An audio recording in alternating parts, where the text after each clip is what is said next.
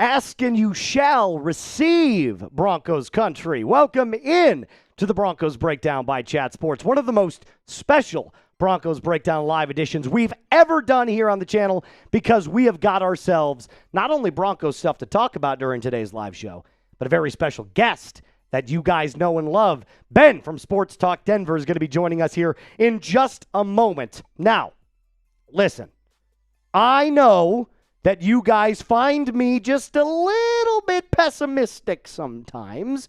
Old Uncle Moosey might not be as optimistic as our guy Ben from Sports Talk Denver, but I think this is one of the coolest collabs this channel has ever done. We've got Ben, who's got the positive outlook on the Denver Broncos, and Moose, who can be notably a little harsh on some of the players. But that's okay. Everybody's got their own style. Now, before we bring Ben on, here's what I need from you. We got 155 people rocking in the building with us. We've only got 39 likes, and producer Reed, that's not good enough. It's not good enough. We need at least 65 likes before we bring our guy Ben on. That's the first thing I need you to do. The second thing I need you to do is type Ben in the live chat.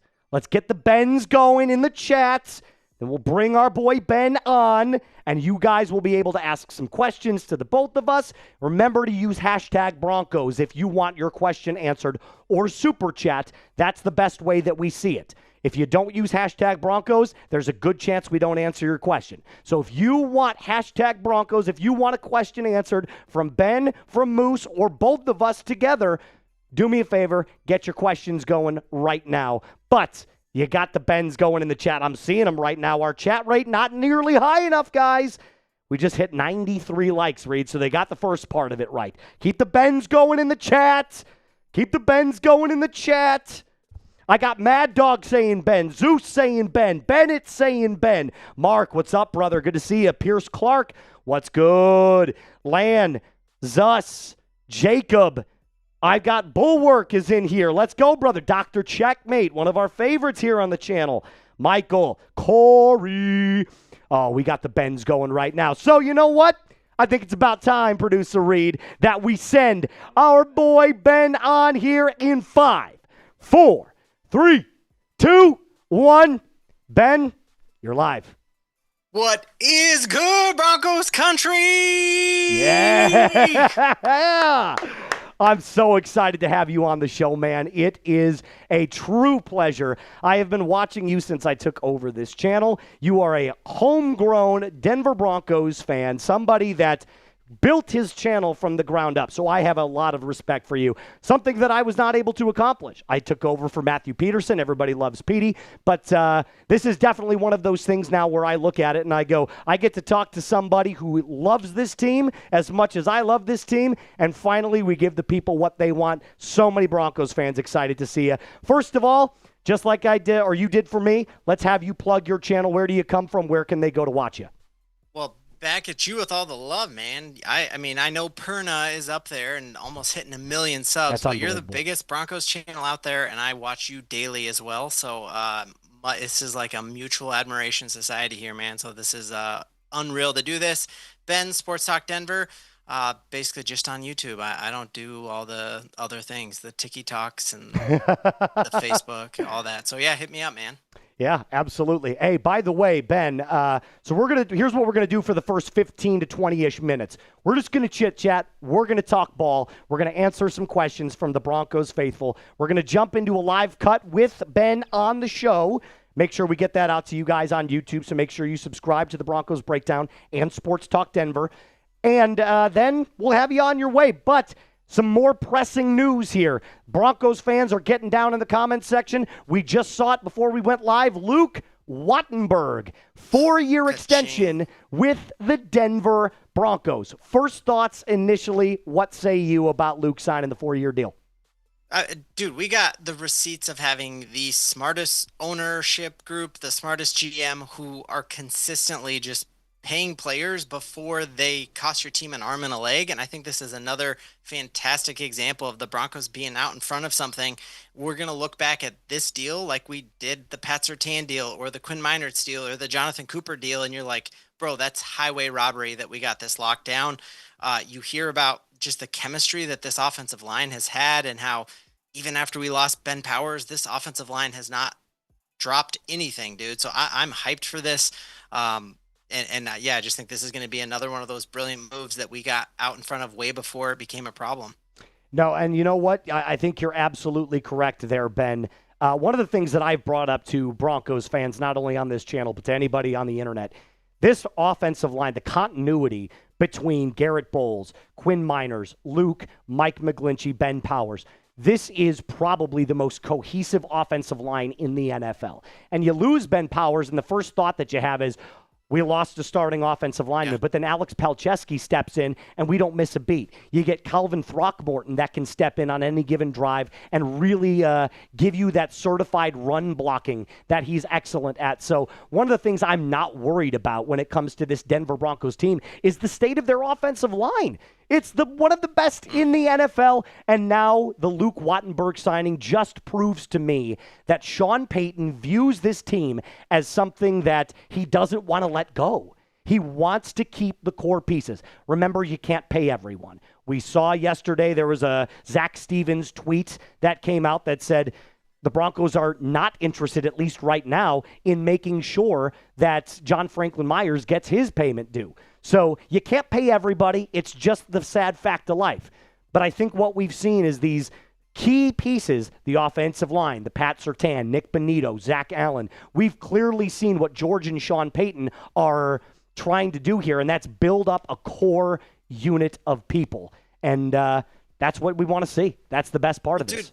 Yeah, and you just look like we just played Max Crosby and you didn't hear his name because our offensive line hung tough against them. You watch that Thursday night game where Josh Allen is running for his life and looks horrendous. 8 sacks, and we played that same exact defense and they held up. And so I'm thrilled with this, and I know that Cincinnati game, he had like 4 or 5 penalties, but Sean Payton like caught himself throwing the refs under the bus, and his quote was something like, hey, we don't usually send things to the league office, but if you look back at that tape, there was a couple questionable calls. So I'm thrilled with it, man. I just think we got 90% of this team locked up and $50 million in cap space to spend next season. We never have to say Russell Wilson's name again. We're doing all of this with the biggest dead cap hit in NFL history. This is going to be a fun half decade here with Sean and Bo together. Well, and you know what, my friend? It's going to be a fun half decade, and it's going to be a fun couple of years having you on board with us every chance that you can get. We would love to have you on well after this. We love you here. Let's start getting questions from Broncos country, because I see the super chats rolling in. I see the hashtag Broncos being used. We want to start answering some questions from Broncos fans to 2 mega Broncos fans here in Ben and Moose. So let's start with our guy, Dr. Checkmate. This was the very first one that came in before we started. Love your guests. Positive Broncos energy. He's talking about you, Ben. Also, possible weather issue Sunday night in D.C. Prayers for Lawrence. Happy Thanksgiving to you, Dr. Checkmate. Ben, very quickly before we go on to the next question, thoughts about the Broncos versus the Commanders really quick. What say you? What are you looking forward to in that game? Yeah, I'm super looking forward to our defense just teeing off against Marcus Mariota. This was a game, as I was doing my preview of the season, that I'm like, this is going to be the best game of the whole season, because it was that Jaden Daniels Bo Nix clash. And what it's looking like is Jaden Daniels and that Commanders team wants nothing to do with this Broncos pass rush. And so we're going to be going against Marcus Mariota. That weather stuff is interesting because it does sound like polar vortex and cold, and we're going to figure out real quick if we have an answer with J.K. Dobbins going out, because I think we're going to have to run the ball quite a bit. Yeah, it's going to be an interesting 3-back set there with Harvey, Bidet, and McLaughlin. Let's go to that next question there, Producer Reed. We had Dr. Checkmate coming in with that first $5 super chat. I'm noticing a lot of people getting their questions in. Ahi Tuna Bowl. What up, brother? I'll start it off. I watch both channels. Let's go, Broncos. Shout out to you, Ahi Tuna Bowl. You're an absolute legend, my friend. Young Feege, another guy that gets in quite frequently, most recently, too. Moose, it's unfortunate that Cook signed with the Bills. Do you and Ben see the Broncos getting any more wide receivers? Good to see you, Ben, back at it. So I'll start with my real quick take here, Ben, on the Brandon Cooks. I thought the Broncos could have had real interest in Brandon Cooks, seeing as Sean Payton drafted him back in 2014 with the New Orleans Saints. But the more and more I think about it, the more and more I'm like, man, I would have much rather played that really strong hand for Dameon Pierce and found out the next day that's what the Broncos did. So I don't see them adding another wide receiver. I think they're going to roll with what they've got, but I'll throw it over to you. What do you think? Yeah, I think we have Brandon Cooks right now, and his name is Marvin Mims Jr., and when he came back after that concussion, the only 2 bad offensive games this whole season, it's very notable that Marvin Mims was out. And so him being back, I just think opens up everything. And there's no way at this point in his career that you would take Brandon Cooks over Marvin Mims. And so you just hope that he stays healthy. So I would say I don't think we're making another move for a wideout right now. And yeah, with the Dameon Pierce thing, if Sean really wanted him, we could have signed him to our 53. He just didn't want to go to the Broncos practice squad. So in some ways, I think it's kind of a sign that he feels better about the Broncos running back room than he does about the Kansas City Chiefs running back room. He thinks he has a better shot at playing for the Kansas City Chiefs than beating out Bidet, Jaleel, and obviously RJ Harvey. So I think it is actually a good sign that we didn't get him.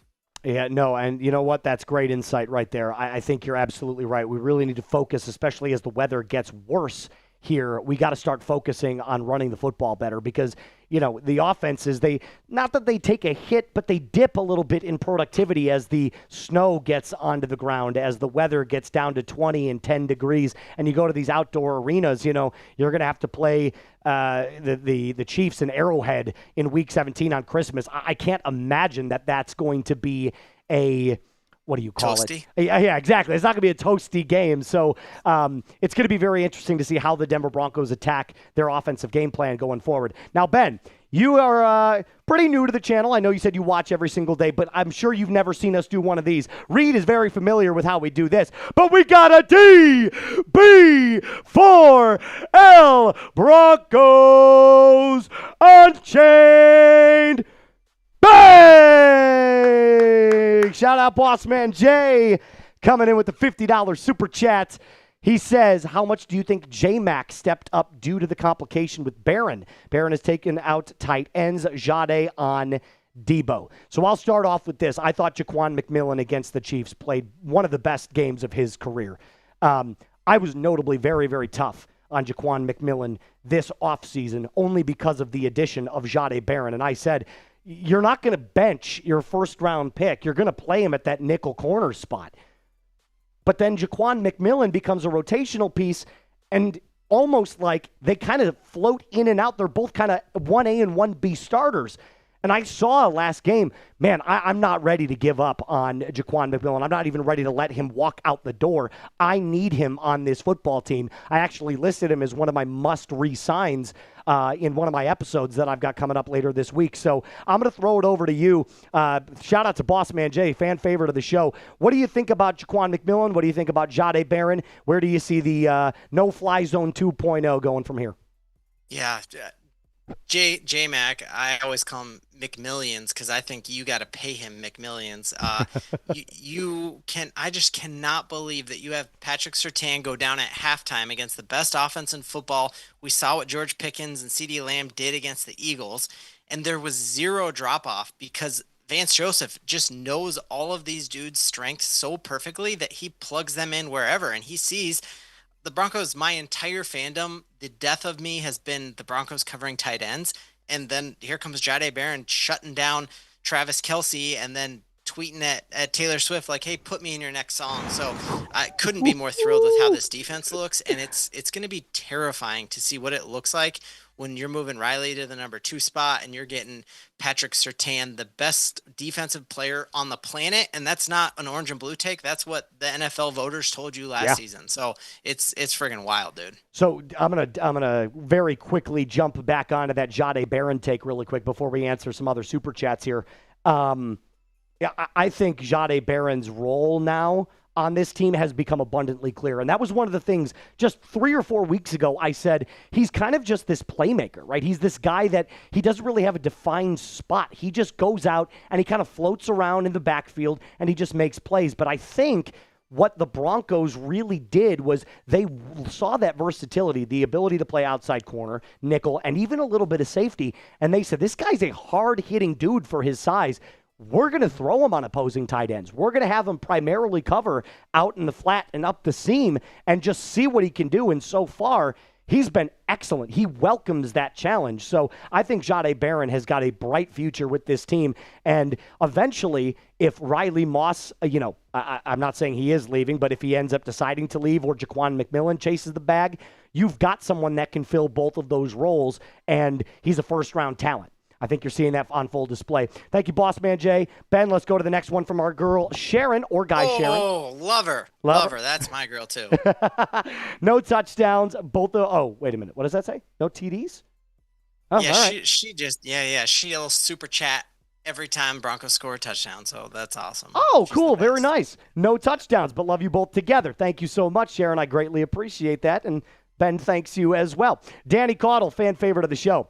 The collaboration I needed. Moose and Ben are the GOATs. Ben, my family keeps your wife in our prayers. Thank you for the content, DB4L. Yeah, you know what, Danny? You're an absolute legend. Danny's one of those guys that gets in. He's kind of like my boots on the ground guy.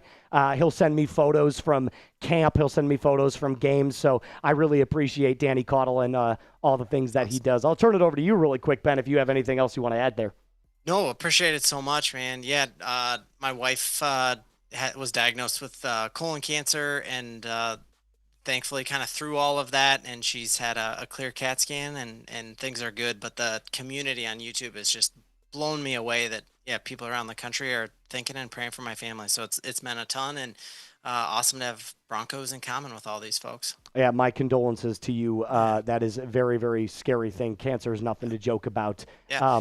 Alex Singleton coming back from it, it made that hit so much harder, and just what a dog he is to play on one ACL one game and then to, be like, hey, I want to postpone this life-saving surgery so I can beat the Raiders and get back on the field as quickly as possible. Like, what an absolute dog, and the epitome of what this culture is that Sean Payton has told us he's built, I couldn't agree more. And, I said in an earlier episode today, it would be totally understandable if you decided to walk away from football. Yeah. I said if I got diagnosed with cancer, I don't know that I'd be coming back to work anytime soon. I'd be, sitting back, taking time with my family, taking time with my wife, and deciding what my next move was.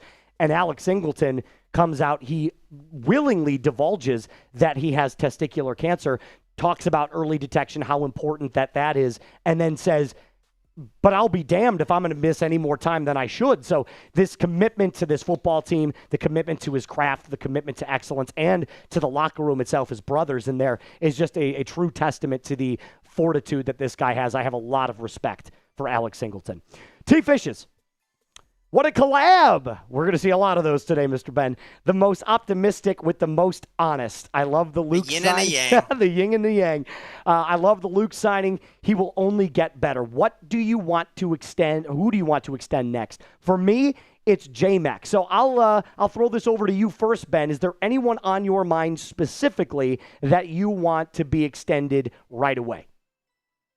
To me, it would be J-Mac for sure. You're also talking Malcolm Roach coming to the end of the deal and John Franklin Meyer.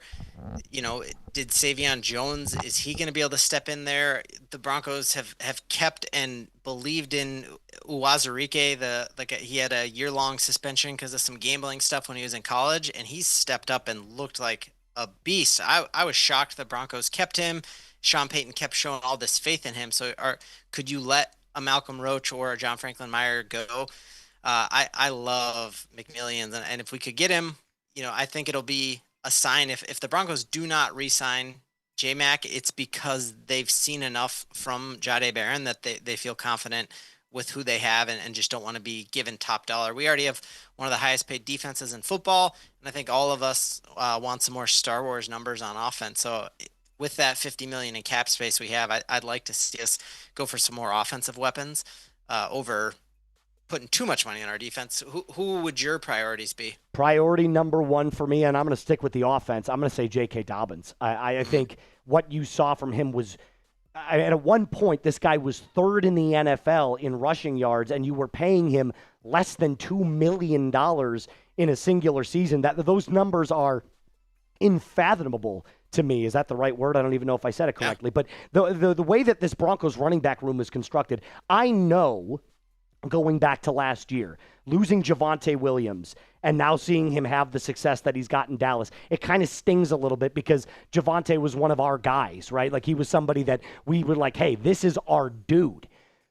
But I also believe that the commitment to the run game, the commitment to making this rushing attack better was something that was high on Sean Payton's mind. And I don't regret it for a singular moment to go out and sign J.K. Dobbins and draft R.J. Harvey in the second round. A lot of people said it was a reach. Fun fact, Ben, I had said originally back in April when the draft was going on, I was like, there's this kid from UCF. His name is R.J. Harvey. People have him as a 5th or a 6th round talent. This guy's going to go in the top 3 rounds. And lo and behold, he goes to my football team, and I was just over the moon. I was jumping for joy. I think it's J.K. Dobbins.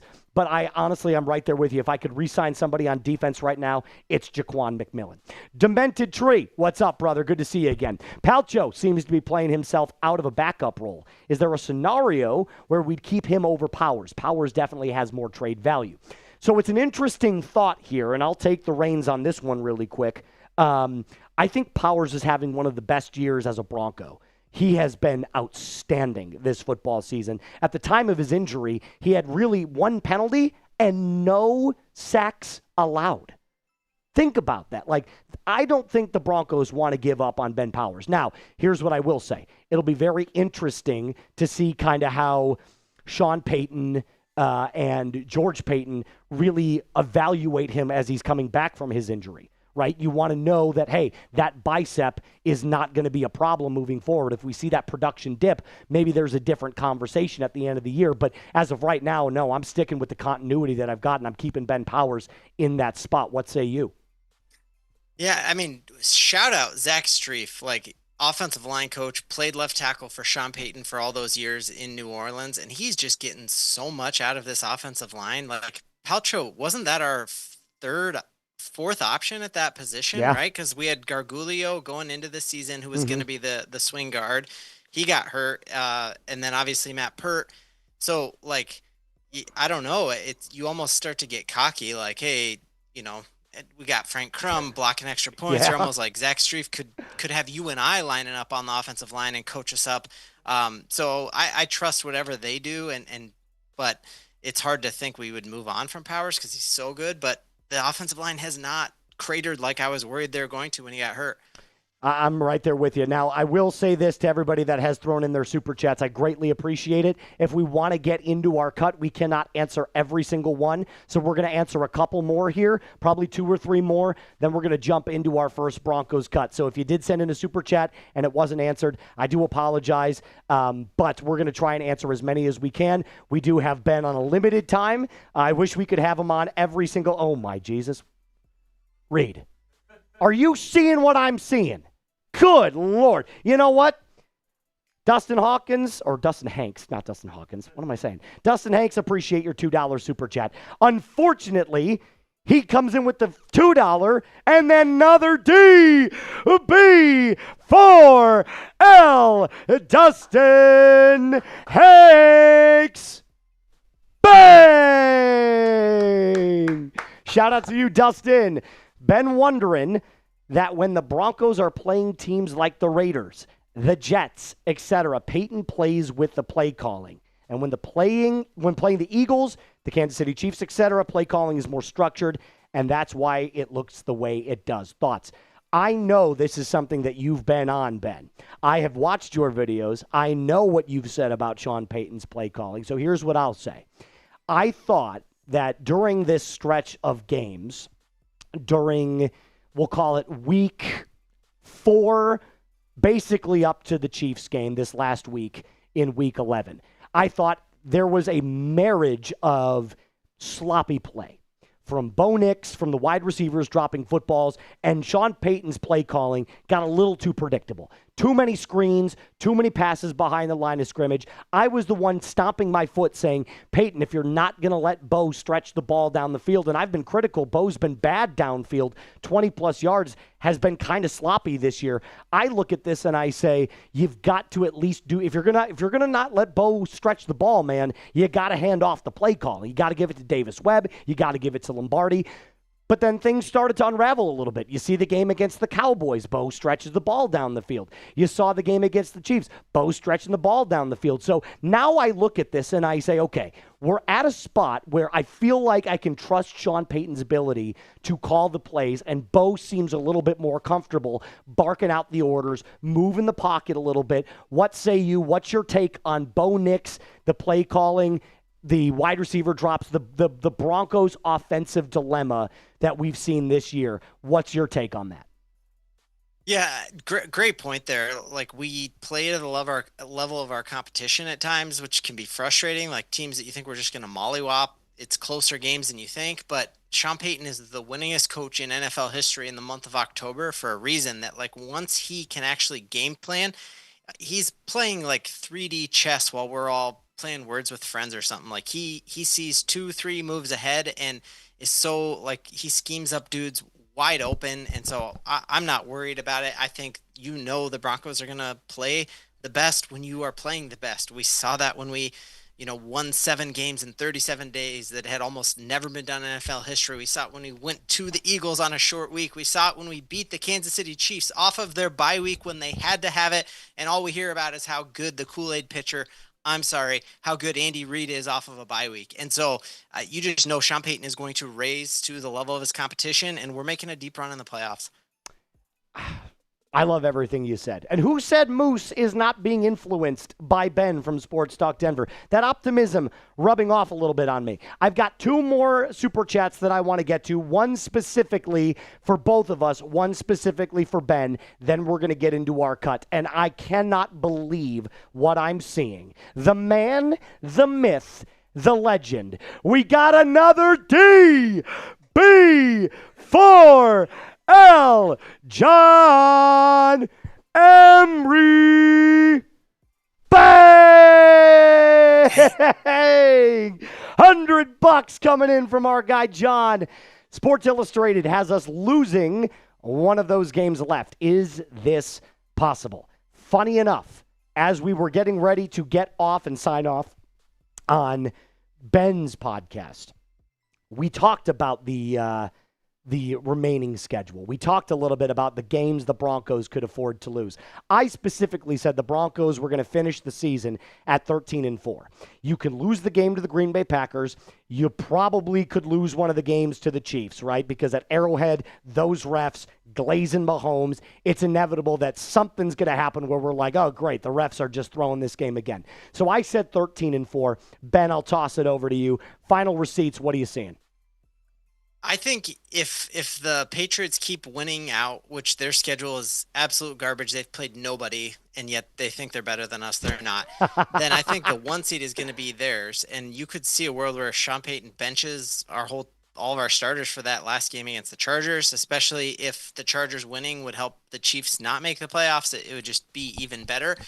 So I could see that being a loss only because we bench our starters. The only other game I'm worried about, I think we match up extremely well against the Packers. They don't scare me. Jaguars are a clown show. The only other game on there that scares me is obviously Christmas night, because I just don't want it to be ruined by Patty Mahomes and all those refs. I'm right there with you. And I don't know if you got a chance to watch any of the Colts game. It was like watching every Broncos versus Chiefs game that I've ever seen. It's just nonstop. Mahomes gets this call. Daniel Jones doesn't get this call. And it was like, is that what we have to look forward to? Is that what we have to look forward to on Christmas night? I certainly hope not, but we'll see. Last question here. This one's specifically for Ben, but I'll chime in on it as well. Young Feege coming in with a $20 super chat. He said, Ben, I saw your video on VJ talking about Bo being the next John Elway. 10 out of 10 hot take.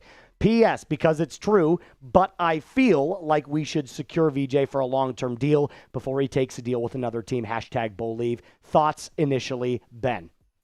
Yeah, I am the biggest Vance Joseph fan, and I was in way before I was a content creator, was texting my brother and dad, like, we should not fire him. Vance Joseph was held back from making this team what it could have been by truly like just a horrendous, weird ownership thing. But after Pat Bowlen passed and all that trust and stuff, I love Vance Joseph. If we could make him the highest paid assistant coach in all of football, I would be all over it. And so I would love to lock him up, but I do think he is built to be a head coach in the NFL, and I think the NFL is gonna pounce on him. The one good side of that is that with the Rooney Rule, the Broncos would get 2 third-round compensatory picks, and we've seen what George Paton and Sean Payton do with compensatory picks, and they want as many at-bats as possible, so that's a good sign. And our passing game, or what our cornerback coach there is Jim Leonard, former Denver Bronco, played safety, and then he was a lot of folks' defensive coordinator pick. And so to have him as your cornerback coach, you kind of do have a fantastic option there if Vance Joseph does leave. But man, I would love to keep VJ. His arms are just so strong. Have you noticed that, Moose? They look like mine, kind of. Look, hey, listen, if anybody's going to be here flexing the biceps, it's going to be Ben, not me. I have neglected my gym duties here for quite some time. I'm going to give my quick thoughts on this real quick, and then we're going to jump into our cut, Ben. So after that cut, you're free to take off for the rest of the night. So Broncos country, stick around. We're going to get to an episode with Ben, but here's my quick thoughts on this. I had said in a video maybe 2 weeks ago, I can't remember, I think VJ is a prime candidate for a head coaching job. You're going to have to offer him the moon and the stars if you want to retain his services as a defensive coordinator. Now, maybe VJ, out of the goodness of his heart, maybe out of the love for Mile High, maybe he wants to stick around. Maybe he says, hey, I have a great time coaching these group of guys. We have something special going on over here. But I also know that the man in me, the ultimate competitor in me, if I was in VJ's shoes, I'm looking at it going, I want one more test. And if it's not going to be with the Broncos, I've got to take my opportunity when it comes along. So unless George Paton offers him some ridiculous, like maybe the highest paid defensive coordinator in the entire league, I don't know that you're going to have to retain him. Now, I do like what you said about some potential defensive coordinator replacements there. I'm not entirely sure that's not what Broncos fans want to hear right now, so I won't jump into it as quickly as I thought. But I will tell you what we got coming up here on our next cut. We're going to talk Bo. We're going to talk Sean. We're going to talk offense. We're going to talk defense. And we're going to talk playoffs, because I'm telling you, Broncos country, Ben and I are on the same page when it comes to one specific thing. We believe this team is destined for greatness, and the Super Bowl window has just opened. So stick around. We're going to jump right in to the cut with Ben from Sports Talk Denver right here on the Broncos Breakdown. Let's get ready for that short intro here, coming in 3, 2, 1.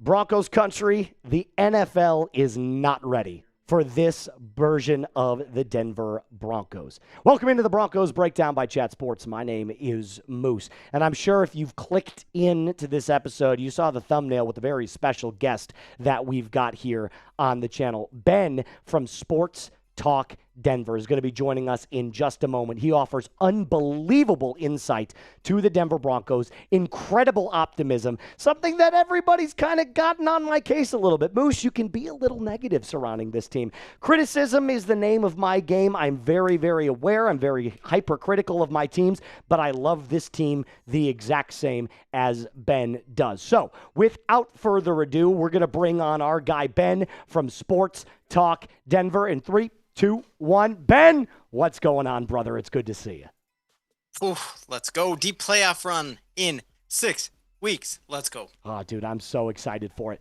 So I've got an interesting little show prepped for us today. A couple of talking points that I kind of want to hit on, specifically about Bo Nix. I know you're a massive Bo-liever. We're going to talk a little bit about Sean Payton. We're going to talk about the defense. And then ultimately, we're going to talk about this young core of players, the playoffs, and that $50 million in cap space currently that the Denver Broncos have in 2026. Here's what I'm going to start with. We'll go with the defense first. The best pass rush in the NFL. I don't think it's much of a debate at this point.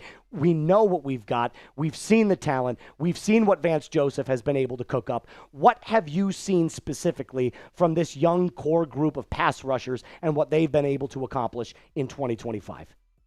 Just probably the most unselfish group on the entire team. Well, and this entire team is unselfish, team first guys, not me first guys. But you heard Vance Joseph make the podcast rounds, and he came out and talked just specifically about Nick Bonito, how if he truly wanted to do what Myles Garrett is doing and be all about sacks, that he easily would have at least double the number of sacks he has, but that he utilizes this cage rush strategy where he presses the pocket but does not allow that quarterback to sneak out. And we've seen time and time again where you have an edge rusher, the quarterback breaks contain and is off to the races. And yet we've played Patty Mahomes, we've played Jalen Hurts, we've played Herbert, we've played all these mobile quarterbacks who could not do that. And so you just see guys, and then NFL Films had mic'd up Nick Bonito, and he was talking, I think it was to Q Robinson, and he was like, hey, on this next play, I'm going to set you up for this. And Vance Joseph was like, no, like let's just you get him. And it's just an unselfish group where you can get it from anywhere. I think we have the best edge rushing tandem in the league with Cooper and Bonito. And then you're talking Zach Allen in the middle, John Franklin Myers. We just got waves, platoon of dudes. You got Jonah Ellis coming back from that hamstring issue. He had 5 sacks last year as a rookie. Dondre Tillman, you just steal him out of the UDFA. Like it's such a deep unit. It's wild. I'm right there with you, and I'm going to stick on that Jonathan Cooper and Nick Bonito case right now. Did you know that they have the fastest get-off time of any 2 combo pass rushers in the entire NFL? So it's not just strength that we're seeing from the likes of Bonito and Cooper. It's the speed off the edges as well. And I've noticed now that teams are starting to take notice of Nick Bonito, if we're going to focus on him a little bit. Bonito has been getting chipped a lot more, double teamed with a tight end. They're making sure that he does not get to the quarterbacks. And I don't know if you watched the game against the Chiefs, every single play, they had the Chiefs offensive linemen holding him and just ripping that jersey over and over again. So I'm looking at Nick Bonito, and I've got to say that this is one of the best up-and-coming defensive players maybe that I've ever seen. I mean, to start with the Broncos just a couple of years ago to where he's at now, I don't think I would have predicted what he was going to turn out to be, and I think his best days are only in front of him. So I'm big locked on with Nick Bonito, but I also know that you can't ignore players like Zach Allen. You can't ignore players like Jonathan Cooper or Jonah Ellis. And Dondre Tillman, coming from the UFL, incredible stuff. So this defense to me, this pass rush, outstanding, best I've seen in a long, long time. And you can't even forget some of the free agents that we've brought in. Talanoa Hufanga can jump in and blitz. Dre Greenlaw can be a pressure player. Same with Alex Singleton. I thought Justin Stranad has been unbelievable this year. Everywhere the Broncos turn, we've seen nonstop productivity from every single player. They've bought into the system, they've bought into their roles, and it's just about maximizing every single play. So I'm on board with what Vance Joseph has done. I can't wait to see the back half of the season. I'm going to flip it over to the offensive side of the football now, Ben, because there is one thing that your fans specifically know about you. You are a Bo believer. So I'll throw it over to you. Let's talk Bo Nix really quick. The development since his rookie year, what have you seen specifically that makes you believe Bo Nix is going to be around Mile High for the next 8+ years? Yeah, you just look at his 4th quarter production speaks for itself. Like, are you ever actually worried that he's not going to get it done? And people have this different grading scale when they grade Bo Nix than when they grade any other quarterback in football. Josh Allen just looked pitiful against the Houston Texans and gets a pass for that week because they're like, well, it's a great pass rush. It's like, you don't give that same credit to Bo Nix, and he has gone up against tough defenses, and he makes it work despite the fact that the Broncos are one of the most penalized teams. And so you were putting him in third and 7, third and 12 way too often. I think the Broncos average third down is third and 7.5. We saw what Patrick Mahomes does in third and 7 against our defense, and it didn't look good. And then he's also second most dropped quarterback, so his wide receivers have not been helping him out. And I think we have just started to see the floor of what Bo Nix could be. And you don't need to take my word for it. Listen to Dan Orlovsky. Listen to Drew Brees when he had Bo Nix to his house for a whole week over the summer. Listen to Sean Payton and what he calls Diana Rossini this offseason and says, we found our Q. We have our franchise quarterback, and it is going to be the funnest decade having Bo Nix and Sean Payton together. So I have been notably a little bit harsher on Bo Nix than you have, but I will give you one full bit of credit, something that I've also been echoing every single week. This kid's got the clutch gene. You can't take it away from him. He and Caleb Williams, only quarterbacks this year with 5 fourth-quarter comebacks this football season. There's just something about the fortitude, the temperament of Bo Nix when that time gets to be crunch time, that time where he needs to perform, he always does when the lights are the brightest. And the numbers, I'm tired of hearing NFL talking heads, ESPN members. I'm tired of hearing them slander this kid's name, saying, it doesn't look like a good product from quarters 1 to 3. Well, I'll tell you this. If Bo Nix is what we call in the quote-unquote sophomore slump, and I don't even think that's an accurate depiction, this is probably the best sophomore slump we've ever seen because the kid just continues to win non-stop. The one area that I will say I want Bo to get a little bit better in, he's got to make sure his feet get set a little bit more in the pocket. I've noticed he gets a little jumpy when that pressure comes and he's flushed out of the side of the pocket when he doesn't want to. He kind of darts that ball away, gets a little bit panicky. It just doesn't quite look as smooth at times as I would like operationally. But then everything kind of relaxes, and then he shuts me up. And I'm like, well, I can't be too critical on Bo because in the fourth quarter, he just scored 4 touchdowns against the New York Football Giants, scored 33 points in the fourth, and won the game. So there's not much that I can criticize about the guy. And remember, he's still young. What is he now in? Starts 28? If you look at the numbers that he's got compared to Josh Allen through Josh Allen's first 30 starts, Bo beats him in every statistical category. And that's a testament to Sean Payton. That's a testament to Bo's brain. That's a testament to his intangibles. So we could argue back and forth all day long about what Bo Nix needs to do. But one thing that he continues to show that he already does is win. And quarterback stats might not include wins. They do to me. So I'm going to take the guy that continues to win football games over the likes of a really talented young quarterback that can't win football games. Yeah. So, I mean, and believe it or not, go ahead. Look at Talanoa Hufanga saying why he chose the Broncos. He said the quarterback position. Look at Evan Ingram, who flew to Denver and then also went and watched Justin Herbert tape with Harbaugh, and he picked Bo Nix. Look at J.K. Dobbins telling you in English and Spanish, Bo Nix es especial. Talanoa, his teammates love him, and Caleb Williams might have more of a cannon or be a better athlete, but like the affect on a team, you will not find a better culture fit who raises all tides than Bo Nix. I'm right there with you. And really quick, before we jump into our next topic here, which is going to be a little bit more about Sean Payton and the play calling. Here's that little graphic that I was talking to you about. Take a look at this. This is Bo Nix's first 28 starts, mystery quarterback since 2024. So this is not Josh Allen, by the way. Ben, I'm going to throw this up to you. Who do you think this mystery quarterback is? Now, this quarterback was drafted well before Bo was. This was going back to the late 20-teens, so like 2017 through 2019. This is since, though, 2024, the moment that Bo Nix got drafted. So same amount of games. This quarterback, who do you think that is? Definitely not Paxton Lynch. I'm going Patrick Mahomes. Wow, clairvoyance. Look at that. Absolutely correct. 100%. Notice something here.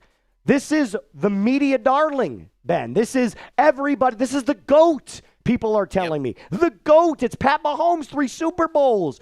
Well, I noticed something here. Bo Nix's numbers outside of the interceptions, pretty much better. I mean, the yards, okay. Patrick's got 300 more yards. Bo's got more rushing touchdowns. He's got more rushing yards. He's got more throwing touchdowns. So tell me again why one of these quarterbacks is everybody's favorite player and the other one can't play football through quarters 1 through 3. It just doesn't look right. It's crazy to me. And if you're going to keep the exact same energy about Bo Nix, that's fine. But you have to acknowledge that Patrick Mahomes is not nearly as good as everybody makes him out to be, because those numbers do not lie. Bo Nix and Patrick Mahomes, very similar statistically speaking. Maybe not stylistically speaking, but statistically speaking, you cannot discredit what Bo Nix has done. And I think, like, obviously the NFL has caught up to what Patrick Mahomes is doing, and that sounds like a homer take, but turn on the games and you'll just see he hasn't had those years where he's throwing 50 touchdowns. And I don't think you'll catch up to Bo Nix because he just runs the scheme that Sean Payton sets up for him. Like, everyone, Fangio broke Patrick Mahomes and he hasn't been the same since they've developed defenses to stop him. I don't think you can stop Bo Nix. I truly don't. And I think Patrick Mahomes is a better pure athlete, but Bo Nix is a supercomputer who will run Sean Payton's system. And there have been some slow points, but Sean Payton's system is like the entire Harry Potter like books together. And so, yeah, it takes some time to get into it, but dude, that graphic makes me hyped up. I'm ripping off this shirt. Let's Bo. Let's Bo, baby. All right. So 2 more talking points that I want to get to before we take on off out of here with you, Ben. And again, I do want to appreciate and say thank you for coming on the show. I know the fans have been clamoring for you to get on here. They love you. You're a voice of the people. And hey, maybe I'm the guy that gets a little bit too harsh and a little too critical, but maybe a little optimism rubbing off on the old Moose Man is just what I needed. Real quickly, let's talk Sean Payton. Let's talk play calling. A lot of fans have been very critical about Sean Payton's play calling. A lot of fans have gone out and said there's too many passes behind the line of scrimmage. We've shied away from the run game at some point, only to come back to it in the second half and absolutely dominate it. What do you think Sean Payton does? And I've got a theory on this, but I'm interested to hear what you have to say about it. I want to know, where do you see Sean Payton's play calling, and what has been kind of the reason that you think fans have gotten so up in arms about the lack of down the field throwing? Yeah, I think Sean truly puts stuff on tape and is playing the long game. He told us at the start of the season that this is one of the 6 or 7 teams he's had that can make a Super Bowl. So I really think he is setting up things and putting things on tape for teams 3 weeks from now that we're going to play to see. And, I think there probably is also a propensity there that he wanted to show off his the fact that he robbed the NFL and tricked them all to go get J.J. McCarthy when he had the love of his life in Bo Nix. And so there's that idea that he really wants to take that car for a spin. And so sometimes he doesn't allow the run game to set up the pass, where we've seen Bo just absolutely tear it up. But I think Sean's best play calling days are going to happen over these next, 13 weeks until we're in the Super Bowl. No, I'm right there with you, and I'm going to briefly touch on this for, like I said, what I believe to be true. Bill Belichick, back in the Brady days, was known for this.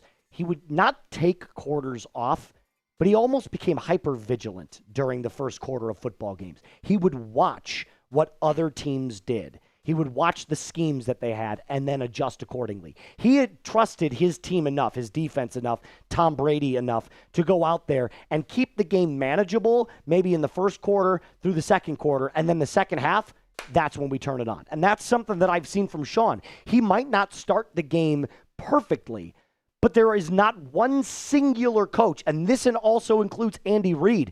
There's not one coach that I believe is a better second half adjustments coach than Sean Payton is in the NFL right now. There's no doubt about it. So watching what he does in the first quarter, yes, from an aesthetics point of view, from a fan point of view, it can be very frustrating. But I also look at Sean Payton and I say, if you keep the game within 7 points going into the second half, I got full faith that the Broncos are going to come out and score 14, 17 unanswered points, take that lead, and then have that defense shut it down. So I'm looking at it like, play the long game, just like you said, but do it sporadically throughout the game. And I think that's where Sean Payton's genius really shines. Totally. All right, let's get into this last question. We're going to talk playoffs because I know everybody's wondering, okay, Ben, Moose, what do you see down the stretch? We've got what? How many games left? Six games left? Even better. We got the playoff picture right here. We'll show you real quick, Ben. This is what it looks like currently. If the playoffs started today, you got the Patriots in the 1, Broncos in the 2, Colts, Ravens, Chargers, Jags, Bills. Which means if the playoffs started tomorrow, we get a rematch. Broncos, Bills. Who do you want to see in the first round? Where do you see the Broncos going? I'll toss the floor over to you. I would love a shot at the Indianapolis Colts again, especially if that's playing them at home later in the season. I feel like we're starting to see the true colors of who Daniel Jones is, and the Broncos won that game. I was literally at that game when the Indianapolis Colts scoreboard showed Denver Broncos win, and then a leverage call, which you could call every single play, every single field goal block attempt in NFL history. So I'd love a shot at the Colts again. Truly, the only team in the playoffs that scare me would be playing the Houston Texans again. That defense is absolutely nasty. I want no part of that defense again. That actually was a scarier game for me than playing the Kansas City Chiefs. If we beat the Chiefs on Christmas Day, it is extremely hard in NFL history to beat a team 3 times in one season, and we've experienced that as Broncos fans, where we've beat a team twice in the regular season and struggled with them in the playoffs. So, if we lose to them on Christmas Day, give me the Chiefs in the playoffs. How about you, man? Who do you want? So notably right now, I would love to play the Steelers. And that's because I think we have the best chance to beat the Steelers. I think they're the weakest team at the top of their division. I don't even know if they're at the top of their division anymore. I think we just saw that the Ravens are now at the top of that division. But look, to your point, the ultimate competitor in me wants the Colts. We want the Chiefs. We want the Chargers. And hell, even the Bills as a chance to get our revenge. But I'm looking at the number 1 overall seed right now as the pot of gold at the end of the rainbow. I know there's a lot of people out there, and I'll give credit to Boss Man Jay for putting me onto this just about 2 hours ago. There's a lot of people out there that say that the number 1 overall seed is incredibly overrated, and I could not disagree more. The Broncos are the best team in the NFL at home. Undefeated. The only other team that's undefeated at home, the Indianapolis Colts. I think if you got every single game at Mile High with the weather, potentially a snow game, there's not a team that could come in there against our defense and put up more than 10 points. Chiefs be damned. Colts be damned. 1 second. I was trying so hard, Reed. I was trying so hard. Back to my point, though. I would like to play the Jags. I think they're an easier opponent. I would like to play the Steelers. I think they're an easier opponent. The one team I don't want to play, I'll echo right alongside of you. It's the Houston Texans. Danielle Hunter, Will Anderson Jr., Reggie Bullock, Derek Stingley Jr. I think that's a nightmare matchup for anybody. And C.J. Stroud isn't even healthy yet. That's the scary part, is that he's going to come back. They're going to continue to win football games. And if you see them as that 7 seed, the 1 seed becomes even more important than it already is. So right now, I'm right with you. I think I'm not looking at that Houston Texans team. I want them clear and far away. But it should be interesting seeing what the Denver Broncos have in store for us down the remainder of the schedule. All right, that is going to do it for us on today's episode. Ben, one more time, give me a quick plug. Where can they find you? Sports Talk Denver on YouTube. We got a ton to believe in. I'm sorry. Oh, no. God, we'll cut this out. Sorry, Ben, we'll cut this out. Ben, if you want to just continue plugging, I know you got your Twitter at Sports Talk Denver, correct? If you got anything you want to show the Broncos Breakdown viewers, anything behind you, anything that you need to let everyone know about? Are we on YouTube right now? Yeah, live still? Yeah, we're still That's live. Sick, dude. I would have been way more nervous. I think I just kept telling the truth. I got to nail this last shot because I always end my videos. I make every shot. I'm like 100% because we have so much to believe in. Oh, it's the just angles. missed. It was good. It's the angle Oh, all right, Broncos country. Ben from Sports Talk Denver, definitely a pleasure to have you on. You're welcome anytime, my friend. If you wanted to come in and do a watch party with us, see a game or anything, we'd love to have you back on. As always, Broncos country, a mile-high salute to you guys. Be cool. All right, sweet. Ben, thank you so much. That was a blast, dude. Yeah, that was a lot of fun. Say goodbye to the fans. We still got 225 people rocking with us in the building, wanting to see exactly this type of content. We loved it. Reed, thank you so much for making that as fun as it was. Fans, any last questions for Ben before he gets on out of here? Moose, you'd said you were going to pop the top and go shirtless. Is that now or in a little bit? Hey, man, we might be getting a little cray-cray here in a little bit. We got a lot of we got a lot of stuff that we got to take care of after this, but you might see a shirtless Moose pretty soon. All right, well, all right, Ben. Hop upstairs and watch. So Broncos country, before he takes off, I'm going to continue on with the show. We've got 2 other cuts that we got to get to, including another Broncos mailbag. So if you want to continue to get your questions in, whether it's about Ben, we'll talk a lot of shit behind his back. I'm just playing. But if you want to get your questions in, we'll do a mailbag for you guys. We're also going to talk a little bit about Von Miller potentially coming back next year after what we just heard about him potentially coming back earlier this year. So, we're going to continue on. We'll have about another 30 minutes of the show. We'll get on out of here and let you enjoy the rest of your Tuesday night. All right, much love. See you, Broncos country. See you, brother. Take it easy, and thanks again. What a great guy. What a great guy. What do you guys think, huh? What do you guys think? Awesome? Do you guys enjoy that? You want to see it great. more? What did you guys think? Let me know in the comment section here as I wipe the sweat from my face. Good God. Moose. I'm like a puddle of sweat over here. You know what? I'm going to turn on the... there's nothing over there. So don't worry about it. It's fine.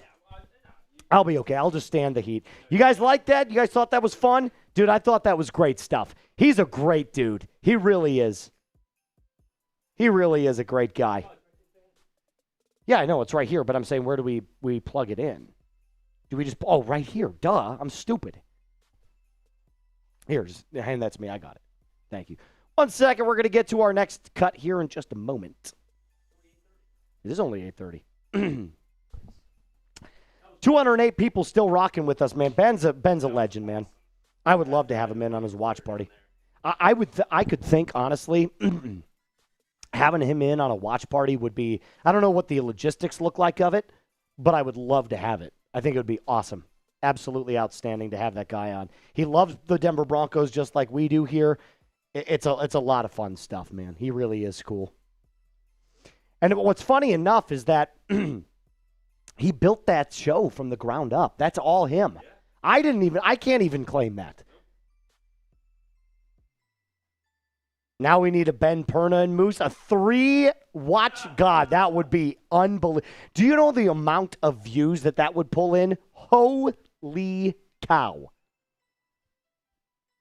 For Sunday Night Football. Peyton, I don't know if that's a possibility, but maybe that Week 18, if the Broncos are resting their starters, maybe we do.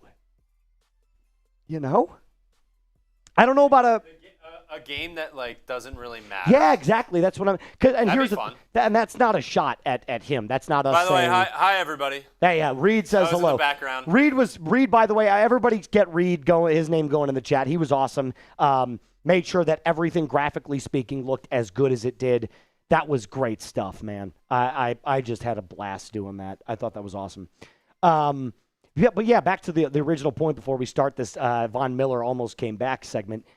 I think it's not a shot at Ben to say, hey, in a game that doesn't matter, but I think making sure that it's not one of those games where we have to be locked in, right? If the Broncos are 14-2 going into the game against the Chargers and we're locked up with the number 1 seed, then maybe we do it. Maybe we just bring him in and we just say, hey, sit around with us for 3 hours and let's talk. Let's talk ball. Maybe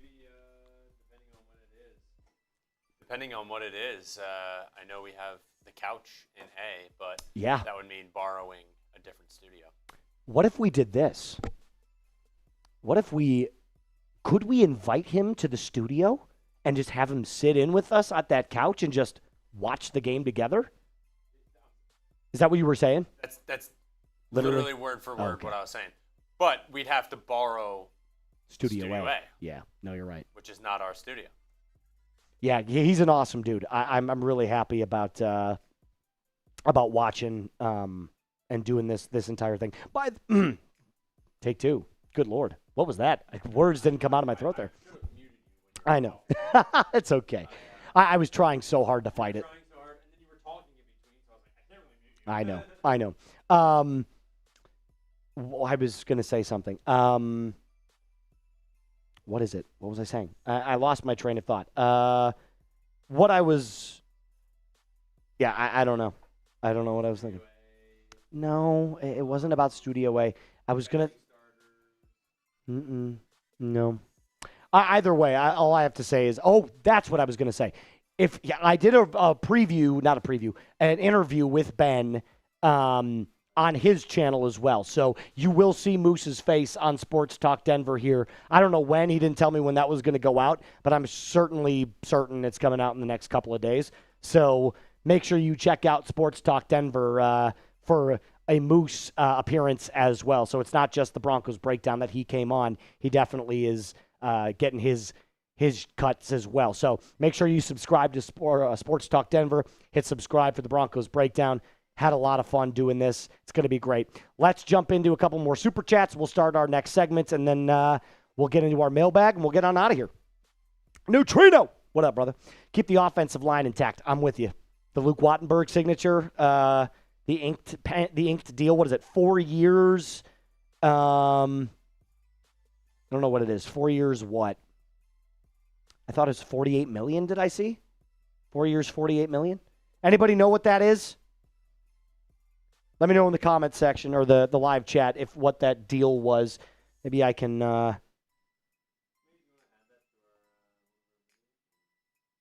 What's up? On what? Oh, yeah. Yeah. How about this? Yeah, I know. I'm going to have to get that out. Okay, yeah, let's do that after. Let's get our cuts done. We'll do a quick fast track of that, and then that'll be something I push out quicker. All right, let's do this. Yeah, I'm with you, though. Keep the offensive line intact. Wattenberg's extension, awesome. Awesome. Broncos always number one. Shout out to you, my friend. Absolutely. Couldn't agree more. Cool. All right. Thanks for your super chats. I greatly appreciate it. Let's talk Von Miller, who almost came back. We'll jump into our mailbag, and we'll let you get on with your night. Thank you guys so much for joining us. I do realize that it's getting later. It's almost 9 o'clock here in Dallas, but Broncos content never sleeps. Never sleeps. All right, let's talk Vonnie boy. He almost came back, had a conversation with George Payton, and said, essentially, what's it going to take to get me back? And George said, I don't know if there's room for you right now on this roster, but that doesn't mean that Von Miller won't retire a Denver Bronco. I do believe that there is a chance that he does. All right, Reed, I'm ready whenever you are, my friend. Let's rock and roll. Oh, that's cool. That's fine. Yep. Broncos country. On this episode of the Broncos Breakdown by Chat Sports, welcome in, by the way. My name is Moose. We're going to talk Von Miller and how he almost came back to Mile High. At the very back end of this episode, we're going to talk about the team that we face this coming Sunday, who he happens to play for, the Washington Commanders. Give you a little preview about what they look like offensively and defensively speaking. But let's focus on Von really quick. Mile High was his home when he got drafted. And then he reached back out to George Payton, and he said, what's it going to take to get this back together? And George Payton essentially told him, look, we've got players that are younger, that are playing special teams. I just don't know if this is the right fit right now, considering what we're building here with Vance Joseph and this unbelievable defense. I want to start off by saying this. I understand why George Payton didn't say yes. We don't have to look at this as a shot at Von. We don't have to look at this as they don't want Von to come back and retire as a Bronco. This is strictly a decision for business. The Broncos have Nick Bonito. They have Jonathan Cooper, Jonah Ellis, Dondre Tillman, and a bunch of other defensive linemen that can also get after the quarterback at a furious rate. But Von Miller was in an interview. He was asked specifically about the offseason plan, and here's specifically what he had to say. I did reach out to the Denver Broncos. I tried to be on the Denver Broncos as well, but it was just a short conversation with me and George Paton. Paton explained to Miller that Denver had Jonah Ellis, Dondre Tillman, behind starters Nick Bonitto and Jonathan Cooper on the edge. Ellis and Tillman both totaled 5 sacks as rotational pass rushers in 2024, and they both contribute on special teams. Miller acknowledged that he's not going to contribute in the kicking game at this stage of his career. Okay, so again, like I was saying, Von Miller's one of those players that would I love to have him back and retire as a Denver Bronco? Of course I would. Was it the right fit at this time? Of course it wasn't. And that's okay. We can have two things coexisting at the exact same time. I also believe that Von Miller can retire as a Denver Bronco. But like George Paton said, you've got two players that are great rotational players right this moment, and they play special teams. And that's something that Von Miller can't do at this stage of his career. He admitted it. So if you were to bring Von on, it would strictly be as a pass rusher, as a rotational pass rusher, and more of a player-coach style. He's got incredible wisdom. He's a Broncos legend, and the numbers kind of back that up. 511 tackles, 142 tackles for loss, 110 sacks with 25 forced fumbles as a Denver, you're right, 110 and a half. That's my bad. I got to give credit where credit is due. The half a sack definitely counts. But Von is always going to be beloved by Broncos country. He's always going to have a spot in the Ring of Fame when he fully retires. There is no doubt in my mind that he is one of the greatest Denver Broncos to ever lace him up. And get this, he's still kind of playing at a pretty decent level.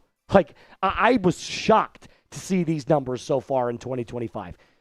Dude's got 13 tackles, 3 for loss, 5 sacks, 9 quarterback hits with a PFF grade of 59.2. For what they call a quote-unquote old man, he's still rocking and rolling and putting up solid numbers, respectable numbers. So here's my take. I think you should sign Von Miller to the vet minimum next year. Bring him home. He wants to retire a Bronco. Broncos fans want him to retire a Bronco. And you know what? You don't even have to play him as much as you want or as much as he would want. Put him on as a player-coach role. Bring him in on specific packages. He can be a locker room voice, a mentor to Nick Bonitto, a mentor to Jonathan Cooper, and these young rotational pass rushers. I think it would be exceptional to bring him on next year, considering the Broncos currently have $50 million in available cap space, and that might go up. So, I'll throw it over to you. Would you sign Von Miller next season? Type S for sign. Type your P for pass. We're going to get into that here in just a moment, the back half of this episode talking about the Washington Commanders. But first, a word from our sponsor. Dude, oh, God.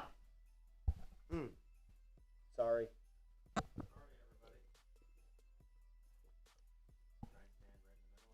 I know. I also got to open up my, oh my goodness. I don't know if this is my... Little peek behind the curtain. Whenever Moose has to cough, we just kind of take a pause in the show, and so you kind of get to see what happens. I know. He needed a little bit of a break. I know. Sorry. Yeah, we're going to get into the sponsor read here in just a second, guys. I apologize. I'm still kind of a little sick. Funny enough, I said that in my episode yesterday. I'm still kind of getting over it. I've been really good without the coughs today until Ben comes on, and then I start coughing. Of course it is. Of course it is. It was funny. BI goes, we don't see the sponsor. All right, that should be good. All right, here we go. Today's show is sponsored by a brand new sponsor we hear at... Take two. Today's show is sponsored by a brand new sponsor that we've got here on the Broncos Breakdown, and that's our friends over at Cash App. Look, I've currently been dealing with this unbelievable scam during the holiday season. I've got people calling me from my hometown with my hometown number, and they've been trying to extend my car's extended warranty. It's absolutely ridiculous. But the holidays are all about finding the perfect gift. But this time of the year, not every deal is actually what it seems. Scammers are getting more creative to trick people into sharing their payment info through methods like fake shopping sites and giveaways that are just way too good to be true. Luckily, Cash App's 24/7 fraud monitoring helps detect and alert you for unusual card activity should someone gain access to your card, so you can act fast if something seems off.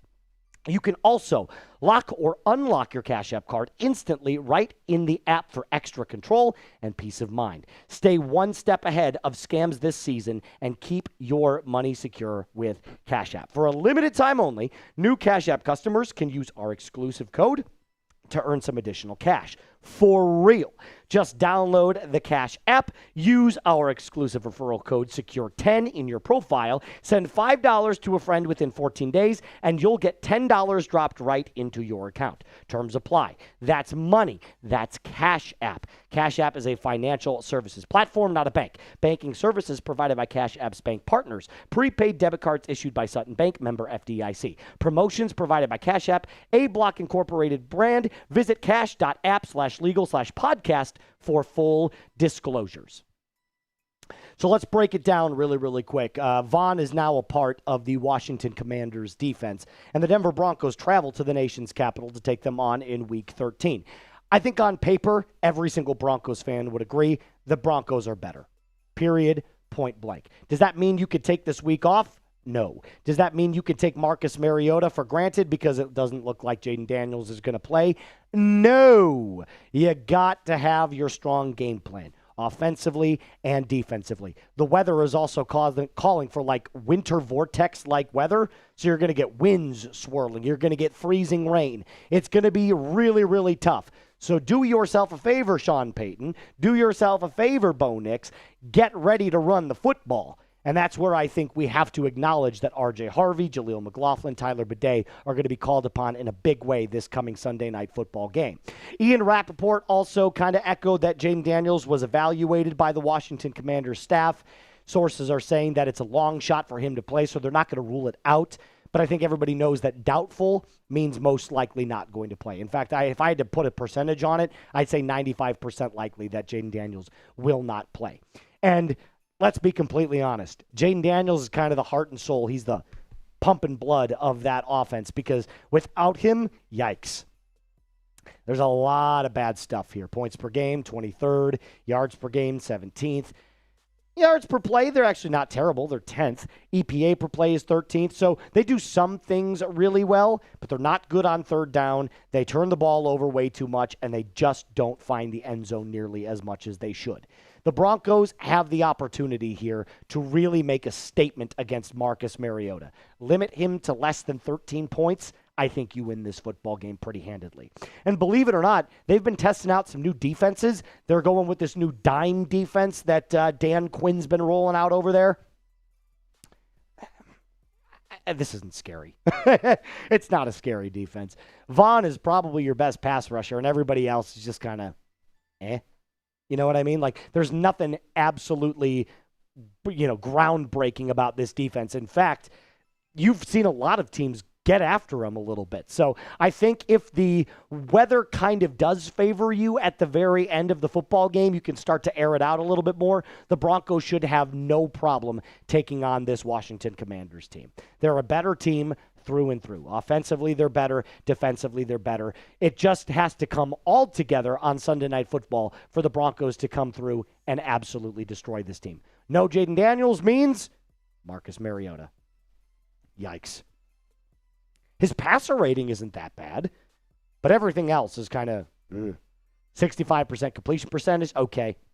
Yards, not great. Touchdown interception ratio is bad. So nobody's scared about Marcus Mariota. I've only really highlighted 3 keys to victory, too, by the way, because there's not so much to break down in this football game. The first step is don't come out sluggish. You've been off now. You had your bye week. You're playing on Sunday Night Football. You've had a lot of rest.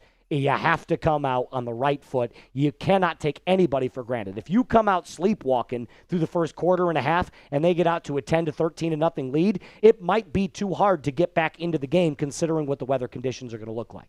So you have to come out aggressive, punch him in the mouth offensively and defensively. Step 2, speaking of punching in the mouth, punish Marcus Mariota with the blitz. You go blitz heavy against Marcus Mariota. He's not nearly as mobile as he was when he came out. He's a little bit older, a little bit heavier, a little bit more heavy-footed. You can absolutely attack him inside of the pocket.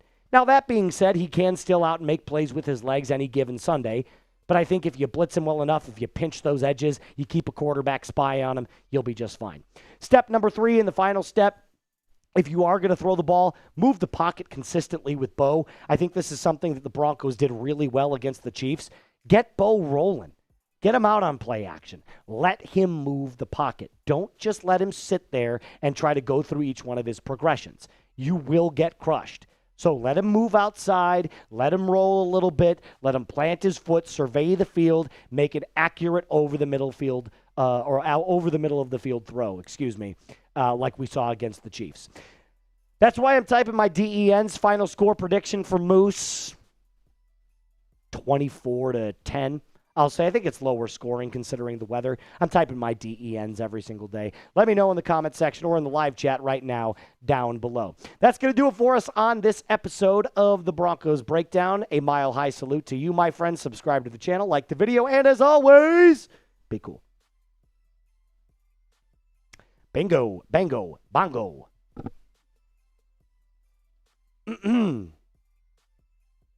Am I not like updated on our live stream? Oh, there we go. Okay, we're good. It looked like it was just a little laggy. Oh, snap.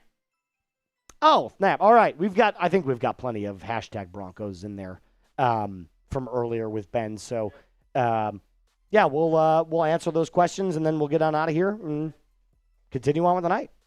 Shout out to you guys. 147 people still watching. That was a good night. Yep, let's do it, boys and girls. Get into our Broncos mailbag.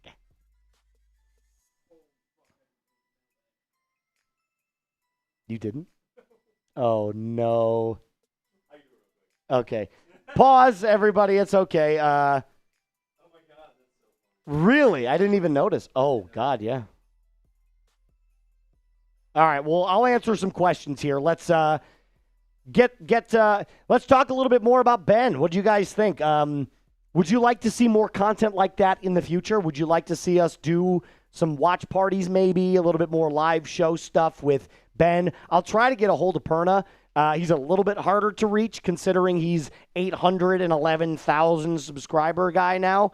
But Ben has been an excellent friend of the show. Great Broncos content creator. I'm loving what I see from him, man. It's really good stuff. What do you guys think?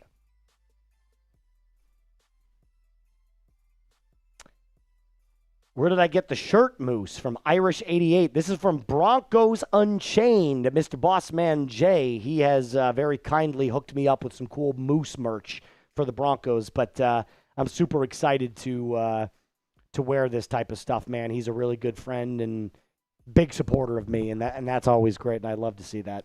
It's real. I'm really, really appreciative of it.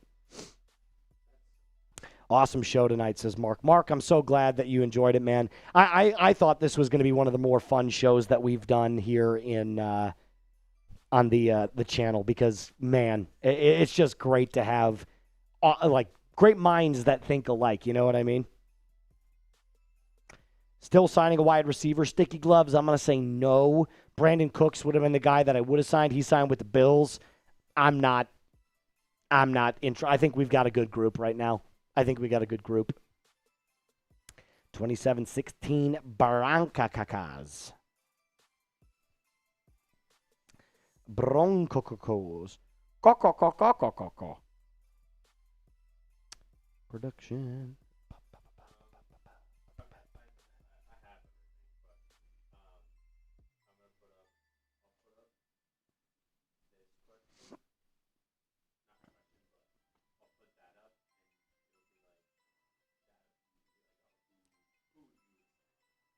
Yeah, that's fine. That's fine. That's fine.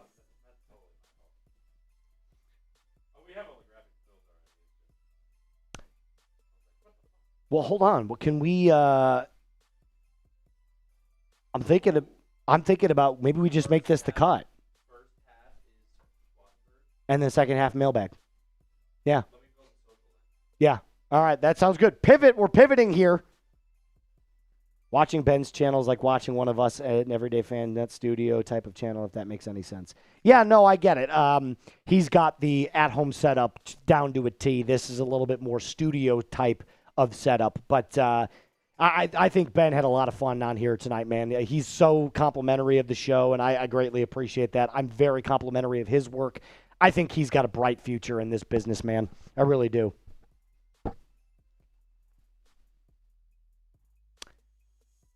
Fireball says, I missed your interaction with Ben. We have a cut, so we have an episode that we're going to put out.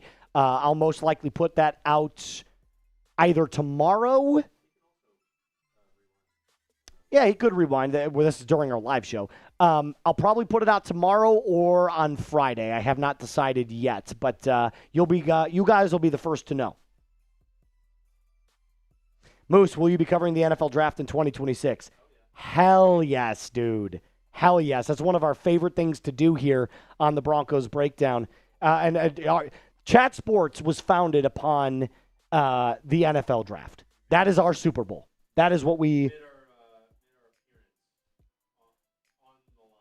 On the line, indeed. On the line, indeed. Yeah, Irish, we're gonna absolutely go nuts with it. Thank you for saying that, though. I greatly appreciate it.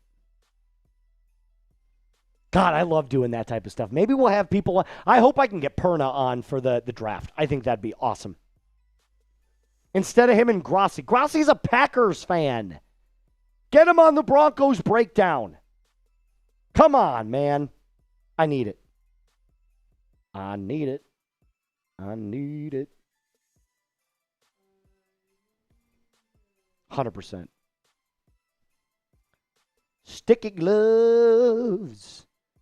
RB power running back options for the remainder of the season. Jamal Williams. I don't want to hear another word about it. That dude's a beast. Yeah, I know he's going to go with Perna. Yeah. If we got Grossi and Perna, oh my God, this channel would blow up. Literally.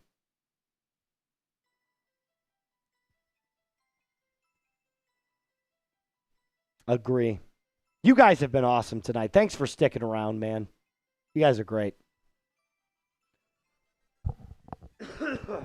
Goodness gracious, Trace. Like I told you guys, I'm still getting over being sick a little bit.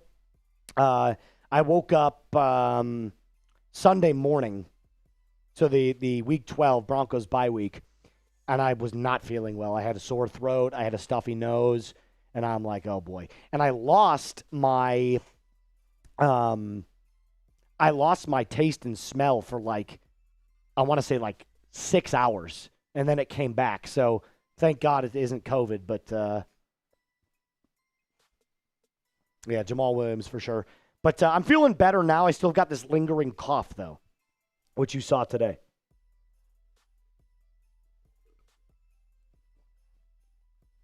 Go get Grossi and Perna during Broncos versus Packers. Ooh. Dude, that would be so cool. I'd have a lot of fun. All right, so here's what we're going to do. We're pivoting here. We're going to do, this cut's going to go out tonight. First half, we're going to talk the Luke Wattenberg extension. Second half, we're going to take some questions in the mailbag.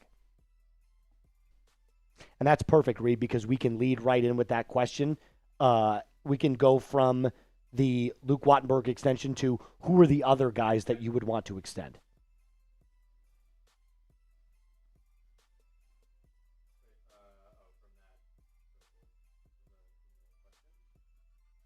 Yeah, so we go from the question about, so like the hashtag Broncos Luke Wattenberg signed.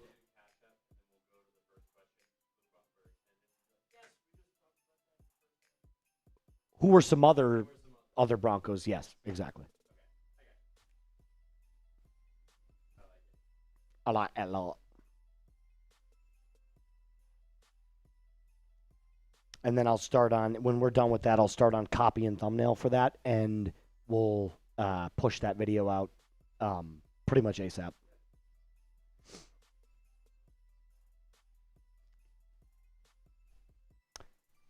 Wow, what a fun night. What a fun night, guys. I had a blast with him. He's great. He's a great dude. Where's my phone? Did I put my phone down? I did. Let's see what we got people saying here. Lamar Jackson. Lamar Jackson.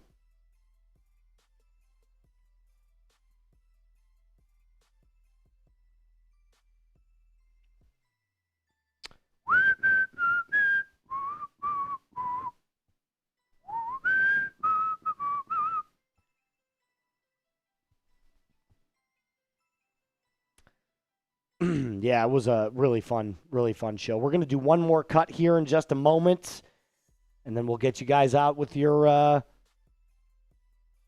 rest of your night. Great stuff.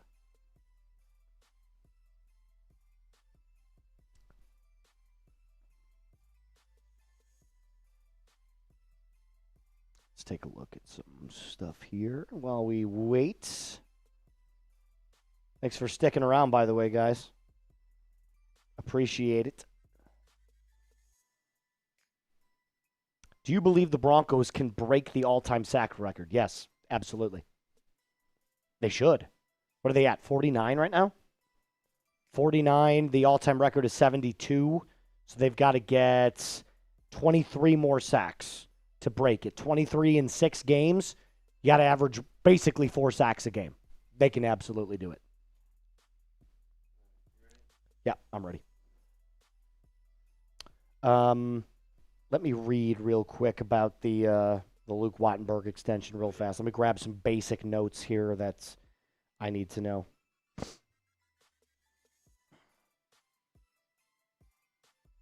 Do we know what the numbers on this are? $12 million on his new extension. Luke Wattenberg is the 6th highest paid center in the NFL. So 4 years, $12 million? No. 4 years, $48 million with $27 million guaranteed. So he's $12 million a year. Oh my God. Hell yeah. Okay. Yeah. Oh my God. This is the best tweet that you could find all night. Take a listen to this. The Broncos starting offensive line is all under contract through at least next year. That's what I'm freaking talking about, man. Holy cow. I love it. I absolutely love it. All right. I'm ready to rock and roll. Let's go, man. I love this football team, dude. They're making me happy. Very happy. Breaking news.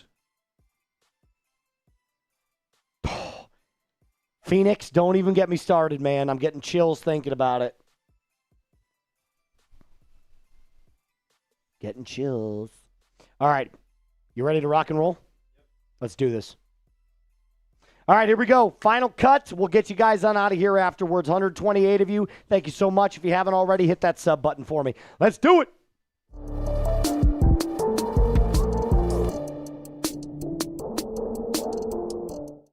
Quite literally during the live show with Ben from Sports Talk Denver, we get breaking news from Mile High. And isn't it so appropriate that it's another contract extension?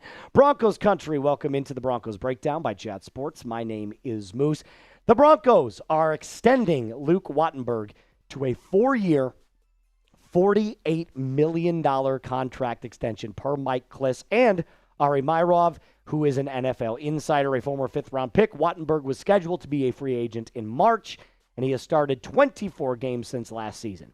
We could go back and forth about if Luke Wattenberg deserved this extension. There's been times this year where, I'm going to be completely honest with you, against the Bengals, he had 5 penalties just by himself.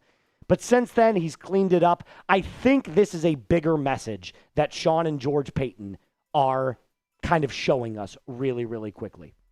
And that message is They want the continuity to remain the same.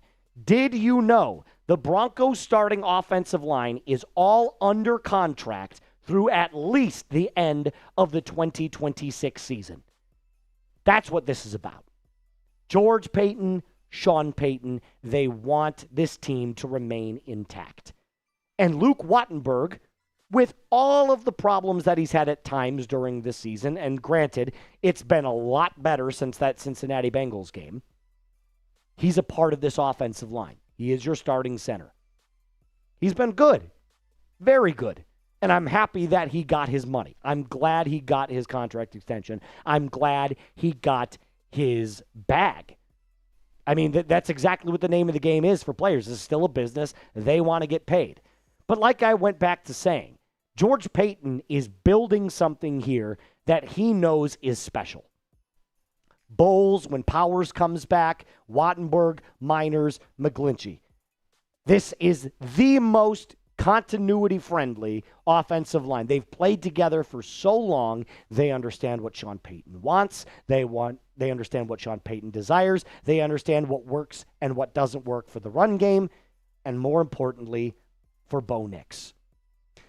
So when I look at this signing, I don't view it as one individual player. I view it as the culture building, the culture growing in Mile High, because that's what this is about. Luke Wattenberg is now the 6th highest paid center in the league. That's great for him. Great for his family. I'm very, very happy for him. But this is bigger picture. We've got to start thinking bigger picture. And the bigger picture is George Paton, Sean Payton, they've told you through the moves that they've made. They've told you through their interviews. They've told you through their record this year. This team's Super Bowl window is open, and it's not closing anytime soon. So, if you had to grade the Luke Wattenberg contract extension based off of those reasons alone, what would you give it? A, B, C, D, or F? I'm giving it an A because of the continuity. For the player, I think it's a B or a B+. Let me know in the comment section down below.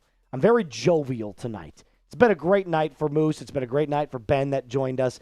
And on the back half of this episode, we're going to take some questions from Broncos fans that were to me, to Ben, and just about the team in 2025. But first, like I said, make sure you get down to the comment section and grade the Luke Wattenberg contract extension. Now, coming up, like I said, we're going to get into some questions. But first, got to tell you about our brand new sponsor, and that's our friends over at Cash App. Holiday season is here. You've got to be on high alert for all of those scams. I've got one going on right now for my hometown. My car's extended warranty. And here's the crazy thing. It's from an area code in my hometown, which is absolutely insane to think about. But the holidays are all about finding the perfect gift. But this time of year, not every deal is actually what it seems. Scammers are getting more creative to trick people into sharing their payment info through methods like fake shopping sites, giveaways that are just way too good to be true, and luckily, Cash App's 24/7 fraud monitoring helps detect and alert you for unusual card activity should someone gain access to your card. Not again. Peek behind the curtain. I'm sorry. You're muted. You're muted. I muted you. Nobody wants to hear you cough. Sorry. Ready? Do you want me to just start over?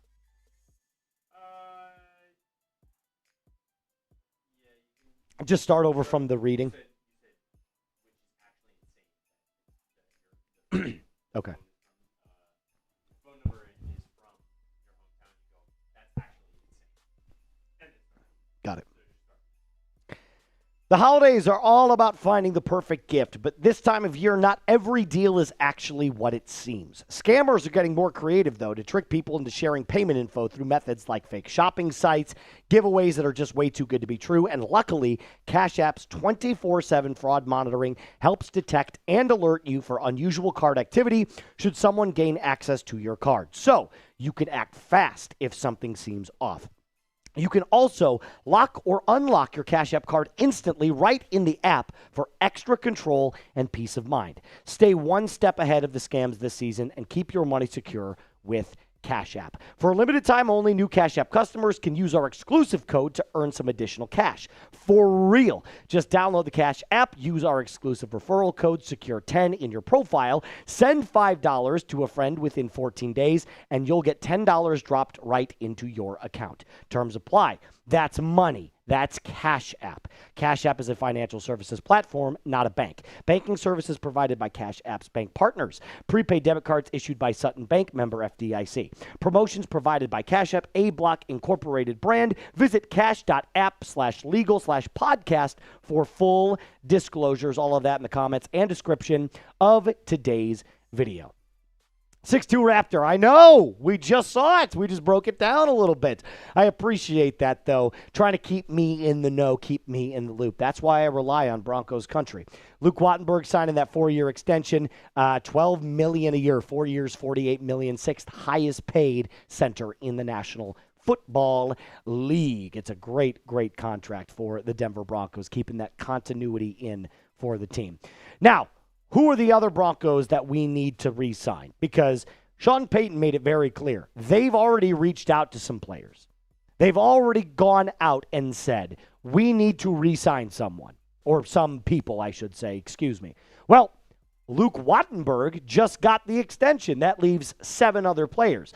John Franklin Myers, by the way, the Broncos have already said we're not interested in discussing a contract with him at this time. So that really just leaves 6. Roach, Singleton, Stranad, Dobbins, Locke, and Troutman. Well, out of those 6, I've got 4 must re-signs. 4 must-have re-signed players. Malcolm Roach, J.K. Dobbins, Singleton. And I did put Franklin Myers on that list, but I'm willing to part ways with him if the Broncos are saying it's going to cost too much. They could always put Savion Jones in there. That's the reason you drafted him. He's the JFM replacement. So those 3, Roach, Dobbins, Singleton. I will also say this. There is a player out there that I truly believe deserves all of the money right now because he's been playing outstanding, and I was notably hard on this guy. Jaquan McMillan deserves that contract extension. He absolutely does. The dude's been electric this year, and his best game came against the Kansas City Chiefs. And if I look at the Broncos cornerback depth chart, I don't want to part with anybody right now. They're all playing good. I don't want to part with Chris Abrams-Drain. He's been playing excellent as a rotational player and like a plug-and-play player. Jaquan McMillan's been excellent. Jahdae Barron's been covering the tight end amazingly. And Riley Moss, with the given plays, the big plays that he gives up, and the penalties, has still been an excellent fill-in as CB1 with the injured Pat Surtain. So, if you had to pick that you needed to re-sign, a player that you had to re-sign, who would it be?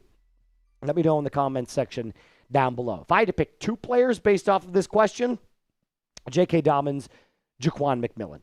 Those are my 2 that I'm re-signing immediately. De Jesus. Broncos odds that we sweep the rest of the season. Do you want like actual odds, like gambling odds? I don't know, like 6-1, 7-1 probably. It's very, very hard to go the rest of the season undefeated, considering you play the Packers, you play the Chiefs, you play the Chargers again, you play the Jaguars in there. But I don't think 13-4 or 14-3 is out of the realm of possibilities. I think the Broncos will most likely lose 1 more game, but that's about it. And remember, it's hard to win all of these football games in the NFL. These are the best football players in the world. Before you see me go. Cool name, by the way. What are the Broncos going to do at the running back position? Nothing, at least right now. They could go out and sign a guy like Jamal Williams. Led the league in 2022 in rushing touchdowns, 17 of them to be exact. But I don't think the Broncos are going to do anything outside of what they've got right now. It's going to be the trio, the 3-headed monster of R.J. Harvey, Jaleel McLaughlin, and Tyler Bidet. Obviously, if you can find an issue with the... what do you want to call it? If you find an issue with the power running scheme, okay, then maybe you have something else to talk about.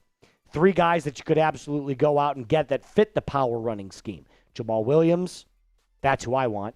Deontay Foreman, at number 2. And then Gus Edwards, somebody that we faced off with last year for the Los Angeles Chargers. All 3 of these guys are just kind of sitting on their couch right now, waiting to be called. Anybody want to chase a ring? Anybody want to make a couple of paychecks? Come on over to Mile High. We'll take good care of you. Yeah, that's probably what I would say. Not anything going to happen right at this moment, but I think if you see that there's a major issue in the power running scheme, maybe there's a different conversation to be had. Andy Best, do you think that the Commanders will be a trap game, and how can we win? Great question. I actually highlighted a 3-step plan on how you could beat the Washington Commanders. I do think it is the definition of a trap game. I don't think they're going to fall into the trap. The keys to victory: don't come out sluggish. You've had a lot of time to get ready for this game. You've had the bye week, Sunday Night Football. Don't come out punching people in the mouth. That's what you need to do. Step 2, punish Mariota with the blitz. If you keep the pinch on both sides and you flood him up in the pocket and you keep a quarterback spy on him so that he doesn't take off and run, he can't do anything to beat you. There's a reason this guy's a backup. Been a career backup basically since he was drafted by the Tennessee Titans. Step 3, move the pocket consistently with Bo. Get Bo rolling out to the right. We do know that there's some winter vortex type of weather going on in Washington, D.C. for this game, so maybe running or throwing the football isn't exactly what Sean Payton's plan is going to be, and that's why I said you're going to have to really see what this 3-headed monster at the running back position can do. But for the most part, I'm very okay with the game plan that I just laid out there. I think the Broncos win that game 24-10. A couple more questions here, and we'll take off. What do you think the amount of wins that we're going to get this year, and how far do you think we go in the playoffs? 13-4 is my actual prognostication. I said 12-5 at the beginning of this year. I think the Broncos make the AFC Championship game at this point, based off of what I've seen. I can't say the Super Bowl, guys. And the reason I say that is because every single team says, we want to make the Super Bowl, man. Well, of course we do. But let's talk realistically. Last year, the Denver Broncos lost first round. You have to win a playoff game this year to take the next step. But I do think it's one step beyond that, based off of what we've seen from this team so far. You've got to make it to the AFC Championship game at least. And if that game's at Mile High, then you have a real conversation to be had about making it to the Super Bowl. All right, thank you so much, Avenger. I think was that the last question? Let's do one more here from our guy, Mike Pacheco. Hopefully not related to Isaiah Pacheco. Did Von Miller sign a year contract with the Broncos? He wanted to. He definitely wanted to. He had a call with George Paton, believe it or not. Called up George and said what it's going to take to get on this team, and that was going into this football season. And George Paton essentially said, look, we've got 2 guys that are rotational pieces behind Benito and Cooper. They're Jonah Ellis. They're Dondre Tillman. And they play special teams. Von Miller doesn't play special teams at this point in his career. But I will say this, and I think this is the ultimate take before we end today's show. If you wanted to go out and sign Von Miller, I think you have to let him retire a Denver Bronco. Sign him to the vet minimum next season. Bring him on as more of a player-coach style role. He can be a locker room voice, and he can retire a Denver Bronco. That's going to do it for us on today's episode. A reminder to hit that subscribe button. Like today's video. A mile-high salute to you. Be cool.